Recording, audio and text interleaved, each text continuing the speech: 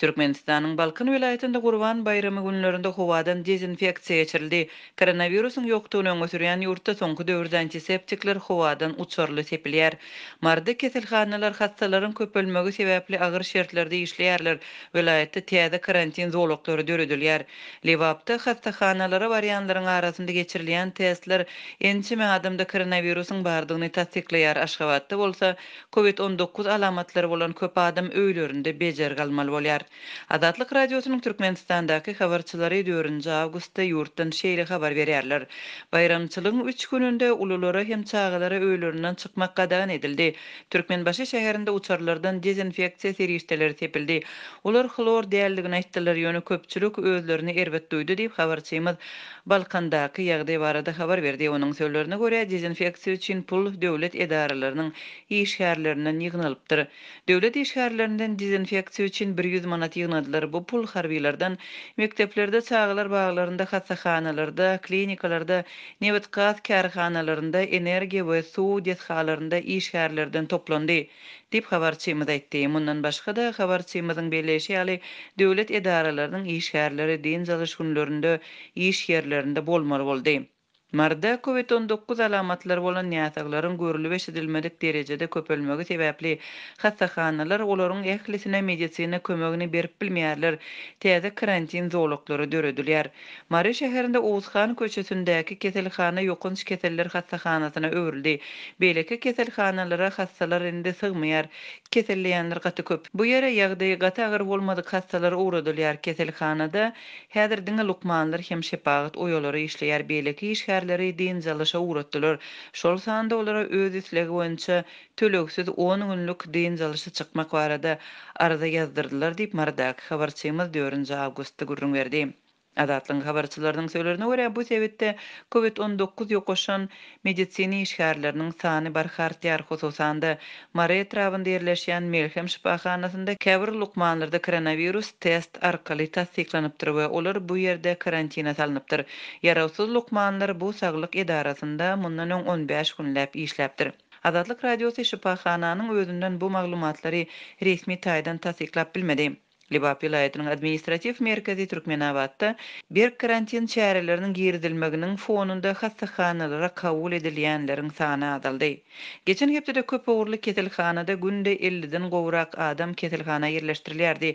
Häzirki wagtda 10 adam kabul edilýär. Şolardan 4-sinde COVID testi oňy netije görkezdi. Munyň sebäbi polisiýanyň köçeleri adamlaryň çykmagyny berk çäklendirmegi bilen bagly bolup biler.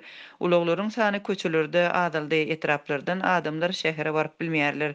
Çäklendiriji çäreleriň kömek edýänligini ýa-da ýokdugyny aýtmak kyn, emma ilat köçelere çykmazlyga tinanşýar. Şeýdip keselçiligiň azalmagyna umyt bar diýip Lebap vilayetiniň saglygy saklaýaş edaralaryndäki çeşmelerimizden biri aýtdy. Bu aralykda Türkmenistanyň paýtagtynda barha köp adam öýlerinde bejer galmagy saýlaýar ýa-da muňa mejbur bolýar. Bu giňden ýaýran bir ýagdaýa öwrildi. Keselli adamlar tasdiklanan koronavirusy bar bolsa da öýlerinde keselläp ýatýarlar we iş ýerlerinde kesel ruhsatyny almaýarlar, ýöne töleksiz işe çykmaýarlar. Bu hatda Maliýe ministrligi ýaly guramada hem şeýle diýip Adatlyň Aşgabatdaky habarçysy 4-nji awgustda aýtdy. Onuň sözlerine görä, şol birakdyň özünde de COVID-19 alamatlary bolan keselden ölýänler köpelýär. Birnäçe gün odal 47 ýaşly aýal öldi. Mer etrapçylarynda ýogalýanlar köp. 66 ýaşly bir aýal goňşy öýde kesel ýatyr. Ol tagam is duýmaýar. Iskyny ýok, ýüreginde de problemasy bar diýip habarçymyz aýdýar. Adatlyk öz çeşmeleriniň howpsuzlygyna we gizlinligine kepil geçmek üçin näsaglaryň atlaryny we olaryň ýaşaýan ýerlerini we beýleki jekmejekleri ýagdamakdan saklanýar. Ýurtda COVID-19-yň ýokdugyny öňe sürýän Türkmenistanyň hökümeti 3 hepdäniň içinde koronawirusyň ýaýramagyna garşy çäklendiriji çäreleriň ençemesini gyssagly görnüşde girdi. Raýatlaryň ýurdun içinde hereket etmegi, köpçülikleýin ýerlere barmak mümkinçiligi berk çäklendirildi. Ilat maska giýmäge we fiziki taýdan 2 metr aralygy saklamagy borç edildi. Köp ýerde fiziki distansiýany saklamagy talap edýän ýöriti bellikler peýda boldy. Global pandemiýanyň başyndan ençeme aý bäri Türkmenistanyň häkimetleri bu çärelere asla üns bermediler. Tersine maska giýmegi gadagan etdiler we koronavirusy agzanlara batyş görkezdiler. Häzirki wagtda Libap vilayetinde lukmançylyk maskalary ýetmezçilik edýär. Olar döwlet we hususy dermanhanalarda tapdyrmaýar. Yerli fabrikler matadan edilen maskalary köpçülikleýin tikip başladylar. Bir näçe gün bäri maskalar Aşgabatdan getirilmeli diýýöne Aşgabat muňa ruhsat bermändir. Yerli fabriklere maska tikmegi tapşyrypdyr. Indi fabrikler öz enjamlarynda maska tikýärler. Her bir gurama dokma fabriginde tikilen maskalary satyn almagy borçly edilýär. Maskalary hususy tikinçiler hem tikýärler diýip Azatlygyň habarçysy 4 awgustda Libapdan habar berdi. Onuň sözlerine görä Libapda ilatyň aglaby köpçüligi öýde öndürilen maskalary dakynýar. Ilat hasadan ýa-da islendik paxta matadan ýasalan maskalary dakynýar. Tikinçiler hatda çağılaryň köne balaklaryndan maska tikýärler. Şeýle maskalary 8 we 10 manat aralygyndaky bahadan satýarlar. Alyp satýanlaryň elden hödürleýän, elde tikilen maskalarynyň bahasy 10-dan 20 manada çenli diýip habarçyma daýdýar. Azatlygyň Türkmenistandaky habarçylarynyň sözlerine görä lukmançylyk maskalarynyň ýetmezçiligi häzirki wagtda lukmançylyk edaralarynyň işgärlerine, polisiýa işgärlerine we ýol başçy weziplerindäki işgärlere täsir getiripdir. Sebäbi olardan diňe lukmançylyk maskalaryny giýmek talap edilýär. Hatda yerli resmiler hem maska tapyp bilmeýärler. Bilýän bolsaňyz işgärlerden zawodda öndürilen sintetiki gök maska giýmek talap edilýär. Olara maskalary Aşgabatdan getirýärler. Olar elde tikilen maskalary giýmeýärler.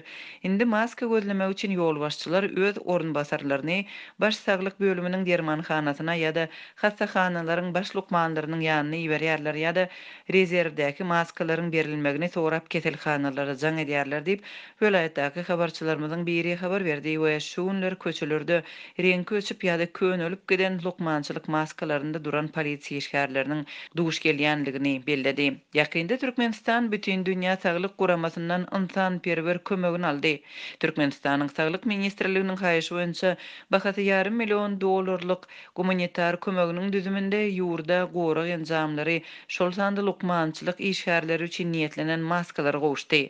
Azatlygyň habarçylarynyň we Türkmenistanyň saglygy saklaýyş ulgamyndaky çeşmelerimiziň habar bermegine görä gumanitar kömek hökmünde ýurda baran maskalar we COVID-19 infeksiýasyndan gowramak üçin niýetlenen beýleki serişdeler häzirki wagtda saglyk işgärlerine olaryň öz hasabyna satylýar. Mundan başga da ýa-ni ýakynda Türkmenistan Birleşen Arap Emirliklerinden gumanitar kömegini aldy. Halitimescom habar neşriniň maglumatyna görä Birleşen Arap Emirlikleriniň Türkmenistandaky elçihanasynyň ýol başçysy Abdulaziz Ali Haşimi bu kömegiň berilmegi baradaýdan söýlerinde Birleşen Arap Emirlikleriniň lukmançylyk kömeginiň Türkmenistandaky medisina işgärleriniň mümkinçiliklerini artdyrmak we COVID-19-a garşy göreşde goşmaça gora öpçün etmek maksady bilen berilýänligini aýdypdyr.